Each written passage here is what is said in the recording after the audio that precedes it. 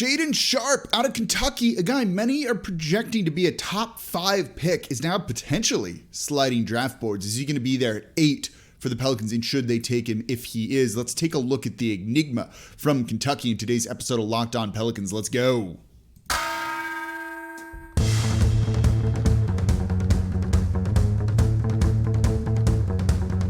You are Locked On Pelicans, your daily New Orleans Pelicans podcast.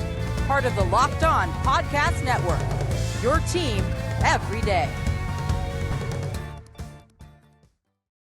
Welcome to another edition of Locked On Pelicans, the daily podcast covering your favorite team, the New Orleans Pelicans and NBA, part of the Locked On Podcast Network, your team every day, available wherever you get your podcasts and available on YouTube. I'm your host, Pelicans Insider Credential member of the media, Jake Madison, at NOLA Jake on Twitter, here with y'all on this Wednesday, continuing to look at draft prospects the Pelicans could take at 8. And I'll be honest, I wasn't expecting to talk about Shaedon Sharpe today out of kind of Kentucky, because I thought he was going to be a lock to be a top 5 pick, but now maybe not the case. And does that open the door for New Orleans? And of course, thank you for making Locked On Pelicans your first listen today and every day. We're free and available wherever you get your podcast, Monday through Friday, no paywall or anything like that, breaking down the biggest stories around this team, the draft prospects you want to know about, covering all the topics that you want to hear.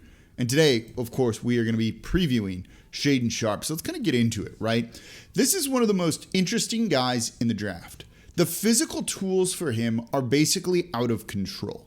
Measured a little bit under 6'6" at the NBA Combine, nearly a 7-foot wingspan, and an almost 50-inch vertical. All of the numbers and all of the athleticism, all of the physical tools make your eyes just pop right out of your head and your jaw drop to the floor. They're all there. And this is the guy who is the former number 1 prospect in the 2022 college class. So how did he fare at Kentucky, right? What did his season look like? Well, that's the interesting thing. He didn't play.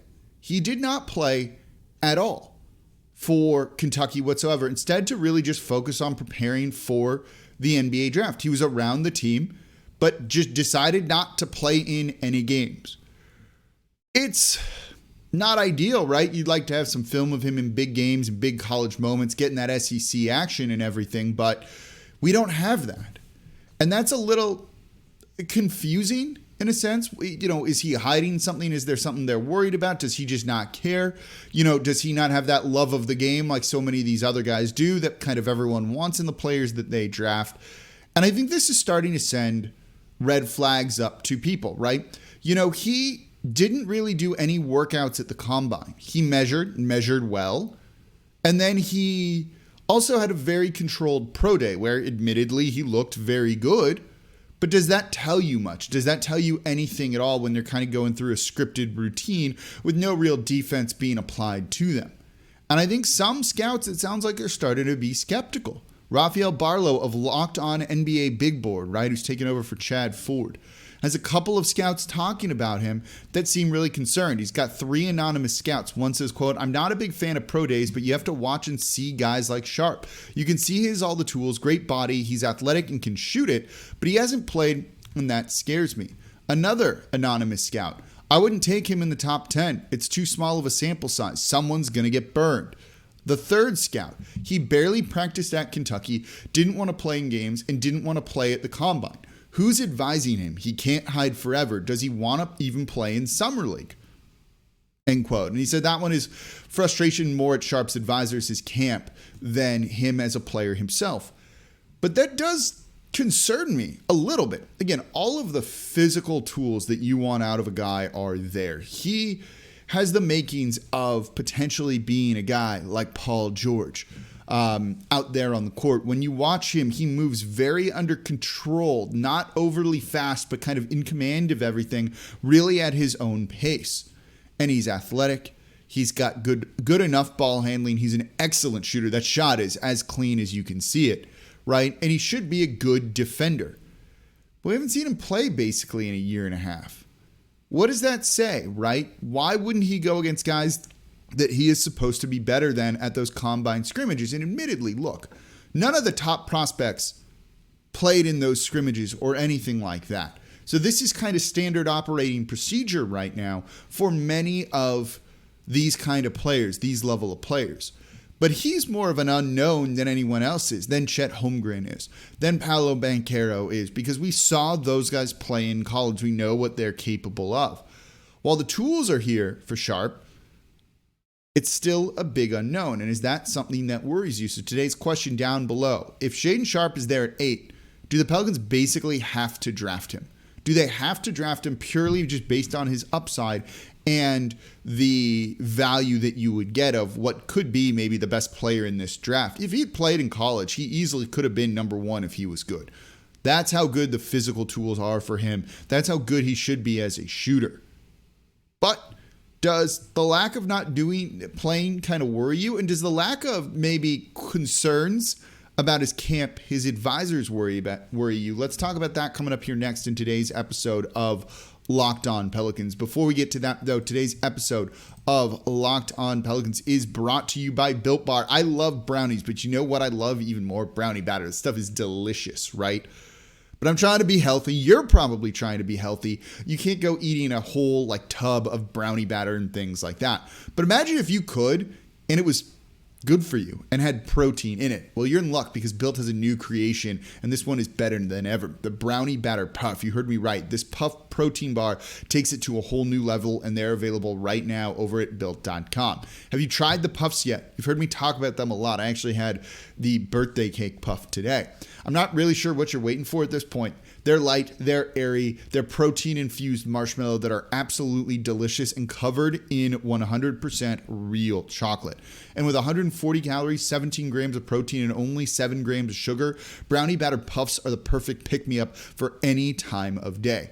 Again, covered in 100% real chocolate, and that means with Built, you can eat healthy and actually enjoy doing it. Plus, they're made with collagen protein, which your body absorbs more efficiently and provides tons of health benefits. So, Brownie Batter Puffs are going to have you completely forgetting that you're eating a protein bar. It's real life. You don't need to pinch yourself here. So, go to Built.com to get the Brownie Batter Puffs now. Go to Built.com, use promo code LOCK15 and get 15% off your next order. Again, use promo code LOCK15 for 15% off over at Built.com. And thank you for making Locked On Pelicans your first listen today and every day. We are free and available wherever you get your podcasts 5 days a week, Monday through Friday, breaking down everything you want to know about this team. We're covering the draft prospects you want to hear about, covering the stories around the combine, guys who did well, Dyson Daniels in yesterday's show, guys who maybe are going to fall a little bit, and it opens the door for the Pelicans to draft them with Shaedon Sharpe not working out and what's going on there, right? And now for your next listen, go check out the Locked On NBA Big Board podcast with host Rafael Barlow. It's going to give you an in-depth look into the NBA draft, mock drafts, player rankings, and of course, big boards. It's free and available wherever you get your podcasts. All right, let's continue talking about Shaedon Sharpe out of Kentucky. I say it as a question mark, right? Like, he didn't play. The scout said he barely practiced there. I don't know if it's really safe to say oh yeah, it's a Kentucky guy, even though he was around the team, was going through things, working out. But this is a guy that has some question marks, again, because he hasn't played. I can't read you his college statistics because they don't exist. And so how worried are you about that? How worried are you that he didn't work out and just you haven't seen much from him yet? Look, I think he's a top 5 talent in the draft, but there's a history of these type of players, this kind of approach, this kind of attitude, whether it's the player or the camp and the people around him, advising him in some role, that gives me pause. Is he listening to people that he should be listening to? Are his advisors actually giving him the right kind of advice? And if they're not, does that have potential to derail his career? We're dealing with this to a certain degree. We dealt with it all season, right, until the very end with Zion Williamson and his camp. And what advice are they giving him? And how are they handling things? And that's not a fun position to be in. That was awful, having to kind of deal with it. You as a Pelicans fan listening today hated that. Is that going to be kind of 2.0 here with Shaedon Sharpe? Maybe this is unfair to kind of bring up around him to a certain degree, but look, it's a question mark, and maybe other teams aren't asking this, other organizations aren't asking this, other fan bases aren't asking this, but given what has happened in New Orleans, I think it's still a little bit of an open question of, do you trust this sort of thing, right? But the talent's there. The talent is there. He's going to be a good scorer, a good player, if he reaches his full potential. And the Pelicans can help him reach his full potential. But does he want to reach his full potential? I think with this, it's an open question of, does he love the game, right? And I don't think players need to eat, breathe basketball and hoops, right? It's okay if they want to treat it as a job. I actually really believe that that is not a big deal if these players want to kind of treat it as a job. I don't have a problem with that. This is how they make their money. They're good at it, so they go and do it. That's a lot of people at their job, right? You don't always love what you do, but it pays well, so you do it to make ends meet and go do other things. But to start off his career with these sort of question marks, that is an active worry for me when it comes to a player like that. And again, maybe this is more of a New Orleans concern than a league-wide concern, but we've seen it enough that we got to talk about it and consider it at least into everything. And look, when you look at, the high school numbers, not really the high school numbers, basically his AAU numbers, those sorts of things, right? They're good. 22.6 points, 5.8 rebounds, 2.7 assists, 55.6% on twos, 36.1% from three. Those are good numbers. Those are very good numbers, and he's only got room to improve, right? He's young. He's 19. He's going to have tons of potential that he hasn't even grown into yet. It's one of those situations where maybe he's still growing to a certain degree even, right? And the measurables are already off the charts. But does that matter if he's just not going to practice hard, if he's not going to be around the team in the off season, if he's going to go off and do his own thing, like we saw with Zion last year? Is he going to listen to the medical advice of the team if he gets hurt? Or is he just going to do his own thing and be like, whatever, because you're already starting to see that backfire a little bit. And this is potentially why he's going to be sliding down. And is that a big concern for you? Yes or no in the comments below. Again, Y for yes, N for no, or write yes, no, whatever it wants. More comments on the shows are only a good thing. So I appreciate everyone who's been taking a second the past couple of days to really comment on there. I'm curious to see what you think about Shaedon Sharpe because, again, big unknown. I have no idea how this is going to play out with him. I think he's a top 5 talent, but does that mean the Pelicans should draft him or not? I'll give you my answer to that coming up here next in today's episode of Locked On Pelicans. Before we get to that, though, today's episode of Locked On Pelicans is brought to you by BetOnline.net. Our partners at BetOnline.net continue to be the number one source for all your betting needs and sports info. So you can find the latest odds, news, and sports developments, including basketball playoffs, Major League Baseball scores, fights. You can also even get in on the next season's NFL futures, and I feel good about the Saints. Potentially, if they add Odell Beckham Jr., maybe mid-season, a big boost to the wide receiver core again. I heard Ross Jackson on the Jordy Collada show the other day calling it overkill, but in the best kind of way. I agree. So BetOnline.net is your continued source for all your sports wagering information, whether it's live betting to the playoffs. They have esports on there and more. So head to the website today or use your mobile device to learn more about the trends in the action over at BetOnline.net. BetOnline, where the game starts. And thank you for making Locked On Pelicans your first listen today and every day. We're breaking down the top prospects you want to hear about. We'll get into Benedict Mathurin tomorrow, even though I've kind of already done a show on him, but I know that's a guy that everyone loves. Next week, we'll also get into Jeremy Sohan. I want to get into AJ Griffin as well. Some of these really interesting guys around there. Of course, there will be a period where we talk about second-round picks as well. Maybe some late first round guys that the Pelicans want to get back into the first round they could look at. And of course, we will be talking about free agency as well. DeAndre Ayton, probably not. Mo Bamba, maybe more likely, but also we'll see.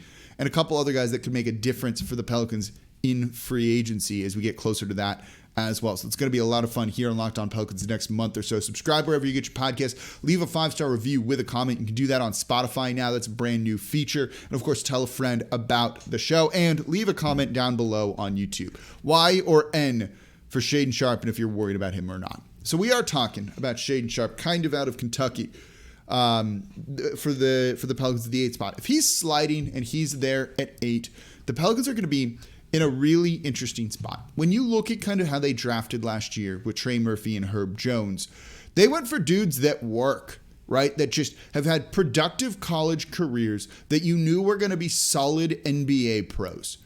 I don't know if they went full on upside necessarily, right? There were limits to Herb's athleticism. There's limits to Trey's athleticism, I think, to a certain degree. But they had productive college careers that you knew, Trey could shoot and could, defend and rebound. You knew Herb Jones could rebound. But maybe, especially in Herb's case, not like the highest ceiling. And then he kind of blew that out of the water to a certain degree. In the Zion draft, they kind of went for, the phrase ridiculous upside, right? With Nickeil Alexander-Walker at 17 and Jackson Hayes at 8. And those haven't panned out the way that they want. So is it better just to get solid players on this team? And if that's the case, I don't know if they're looking at Shaedon Sharpe.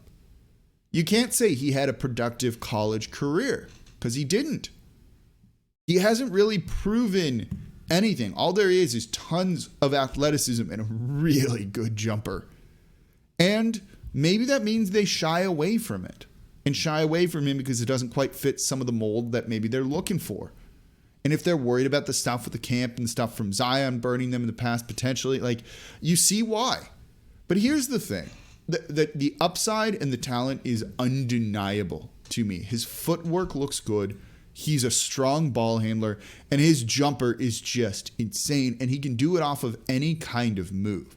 Turnaround fadeaways, no problem. Catch and shoot, no problem, right? He is really good, whether it's, off a handoff or things like that, right?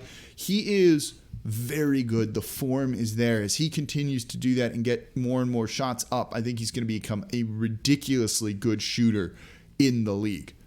That jumper looks so good from when I've seen him, right? He's good on the offensive glass. He cuts, he moves off ball more, and he's happy just to kind of do those sorts of things too.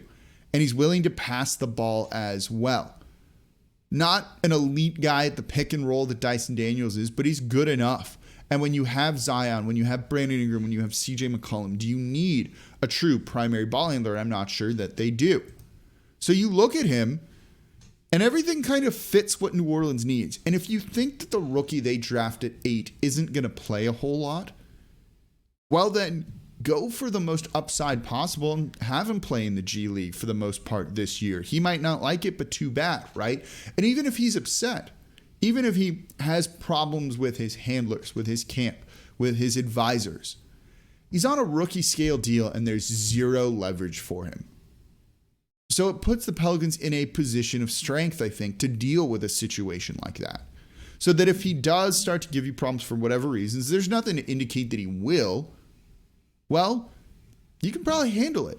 And I like that sort of situation for this team. High upside guy that could potentially be the top player from this draft if everything goes right for him. Develop him somewhat slowly, but not the slowest, and bring him along, and you might have a steal, a guy that can be an elite scorer and your go-to guy when it's time to kind of phase CJ McCollum out in 3 years or so. I really like that situation. You want that sustainable success. A guy like him, if he's there at 8, I think you have to take. You'll be fielding tons of calls, I'm sure, for that pick at that point. So maybe it makes it even easier to trade that pick and get a ton more assets. But I think you just draft Shaedon Sharpe, call it a day, and you are thrilled that this guy fell to you. A guy that could have gone 4, 5, and you're getting him at 8 and getting that kind of value. Absolutely, that's the move. So if he is there at 8, I don't really care who else is on the board. I'm drafting him, and I'm calling it a day, and I'm giving myself an A grade for the Pelicans if that were the case. Let me know, though, if he's there at 8 and Matherin's available, right? AJ Griffin's available, any of the guys, Sohan's available. Are you drafting Shaedon Sharpe over all of them? I would. Do you agree? Yes or no in the comments down below on YouTube. All right, that's going to do it for this episode of Locked On Pelicans. We'll look at Benedict Mathurin tomorrow as we continue that. Should have a guest for Friday. So that'll be a lot of fun, kind of talking all things NBA draft, giving a different perspective there. Then we'll go back to some of the player profiles later in next week as well, and a couple other things. I want to look at mock drafts and stuff like that. So I appreciate you all listening today. As always, I'm your host, Jake Madison, at NOLA Jake on Twitter. I'll be back with you all tomorrow.